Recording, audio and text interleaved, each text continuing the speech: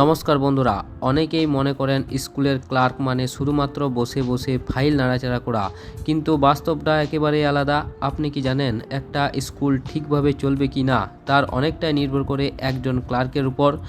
তো আজকের এই ভিডিওতে মূলত আলোচনা করব যে একজন স্কুলের গ্রুপ সি অথবা ক্লার্কের কর্মীর কাজ কি। যারা যারা মনে হচ্ছে যে এই WBSSC গ্রুপ সি রিটেন এক্সামে পাস করবে তারা আজকের এই ভিডিওটা অবশ্যই দেখো। তোমাদেরকে জানতে হবে যে এই চাকরিটা পাওয়ার পর তোমাদেরকে স্কুলে কি কি কাজ করতে হবে। আজ আমরা বিস্তারিতভাবে বুঝব প্রশাসনিক কাজ, অনলাইন পোর্টাল ম্যানেজমেন্ট, আর্থিক দায়িত্ব এবং বাস্তব কাজের চ্যালেঞ্জ।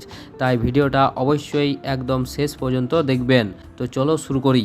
তো প্রথমে আসি প্রশাসনিক ও অফিসিয়াল দায়িত্ব। Record keeping. স্কুলের সবচেয়ে গুরুত্বপূর্ণ ডকুমেন্টস হলো অ্যাডমিশন রেজিস্টার। একজন ছাত্রের ভর্তি হওয়া থেকে শুরু করে স্কুল ছাড়ার আগে পর্যন্ত তার সমস্ত তথ্য এখানে সংরক্ষিত থাকে। তার নাম, জন্ম তারিখ, অভিভাবকের তথ্য সব কিছু নির্ভুলভাবে লিখে রাখা ক্লার্কের প্রথম এবং প্রধান দায়িত্ব।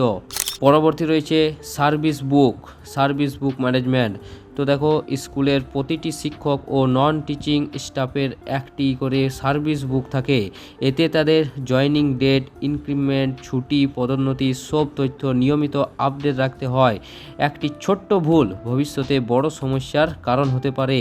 তো এই সমস্ত ধরনের কাজের সঠিক পরিমাণে তথ্য রাখা এবং সঠিকভাবে তথ্যকে গুছিয়ে সেটিকে লেখা এবং সার্ভিস বুক তৈরির ক্ষেত্রে একজন ক্লার্ক গুরুত্বপূর্ণ ভূমিকা পালন করে। তো দেখুন, স্কুলে আসা ও যাওয়া সমস্ত চিঠিপত্রের হিসেব রাখা হয় এই রেজিস্টারে। ডিআই অফিস বা অন্যান্য সরকারি দপ্তর থেকে আসা চিঠি রিসিভ করা এবং স্কুল থেকে পাঠানো রিপোর্ট বা আবেদন সঠিকভাবে নথিভুক্ত করা ক্লার্কের প্রধান দায়িত্ব। এই সমস্ত কিছু একজন ক্লার্ককে ভালোভাবে করতে হয়, না ছাড়া তার ভবিষ্যতে অনেক তার উপরে চাপ বাড়তে থাকে। এবার আসি ডিজিটাল ও অনলাইন পোর্টালের কাজ নিয়ে।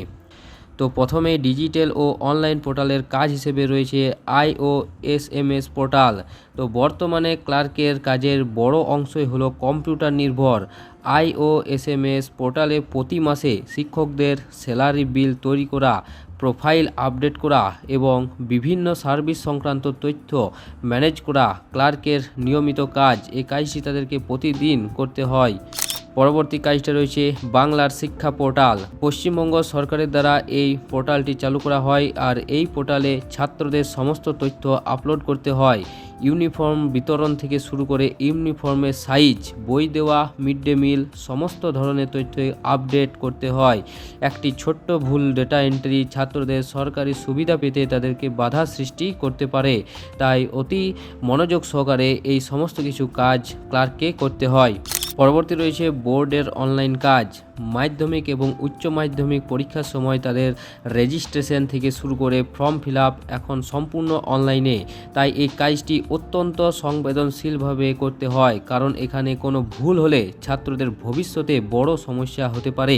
তো যদি কোনো রেজিস্ট্রেশন নাম্বার কিংবা বানানে কোনো ভুল থাকে তাহলে ছাত্রছাত্রীদেরকে ভবিষ্যতে একটি বড় মাসুল গুনতে হয়। তাই অতি ধৈর্য সহকারে এবং ঠিকভাবে এই সমস্ত কিছু কাজ ক্লার্ককেই করতে হয়। পরবর্তী দেখো, আর্থিক লেনদেন ও সরকারি স্কিম। তো আর্থিক লেনদেন ও সরকারি স্কিমের ক্ষেত্রে যে সকল কাজ প্রথমে করতে হয় তার মধ্যে হলো স্কলারশিপ ভেরিফিকেশান। তো দেখো, কন্যাশ্রী, ঐক্যশ্রী, স্বামী বিবেকানন্দ এবং অন্যান্য স্কলারশিপের আবেদন যাচাই করা ক্লার্কের অন্যতম দায়িত্ব। অনেক ছাত্রছাত্রী এই অর্থের উপর নির্ভর করে পড়াশোনা চালিয়ে যায়, তাই এই কাজটি অত্যন্ত দায়িত্বশীলভাবে করতে হয়। আর যদি কোনো রকমভাবে ভুল হয় তাহলে এই স্কলারশিপ পাওয়ার ক্ষেত্রে ছাত্রছাত্রীদের অনেক সমস্যার সম্মুখীন হতে হয়। তাই অনেক মনোযোগ সহকারে এই সমস্ত কিছু তথ্য আপলোড করতে হয়। পরবর্তী রয়েছে ক্যাশ বুক মেনটেনেন্স। তো দেখুন, ক্যাশ বুক মেনটেনেন্সের ক্ষেত্রে স্কুলে যে সরকারি অনুদান আসে, যেমন কম্পোজিট গ্র্যান্ট বা মিড ডে মিল, সেগুলির আয় ব্যয়ের হিসাব ক্যাশ বুঝে রাখতে হয়। প্রত্যেকটি খরচের জন্য সঠিক ভাউচার সংরক্ষণ করা একান্তই জরুরি। এইগুলি সবই হচ্ছে একজন ক্লার্কের কাজ। পরবর্তী রয়েছে আমাদের অডিট। প্রতি বছর স্কুলে অডিট হয় তা তোমরা সকলেই জানো।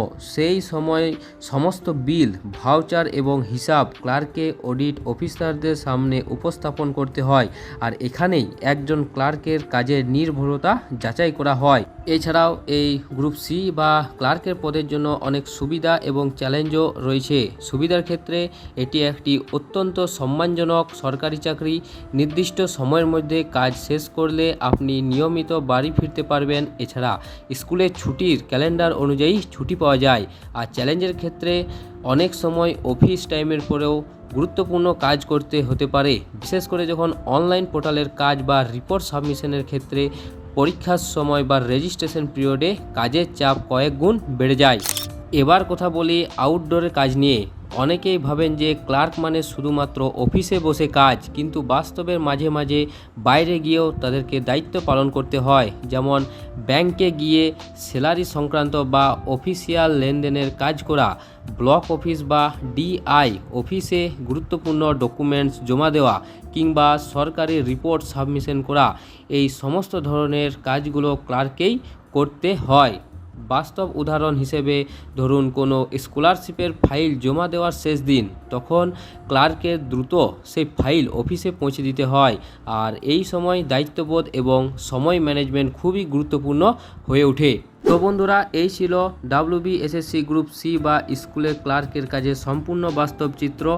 এখন নিশ্চয়ই তোমরা বুঝতে পারছো এই চাকরিটা শুধু অফিসের কাজ নয়, বরং পুরো স্কুল প্রশাসনের একটি গুরুত্বপূর্ণ অংশ। যদি ভিডিওটা ভালো লেগে থাকে তাহলে অবশ্যই একটা লাইক করুন এবং চ্যানেলটাকে সাবস্ক্রাইব করে রাখুন। তো পরবর্তী ভিডিওতে আমরা WBSSC গ্রুপ ডি এর কাজ, স্কুলে কি কি কাজ থাকে তো সমস্ত নিয়ে আলোচনা করব। দেখা হচ্ছে পরের ভিডিওতে। ধন্যবাদ।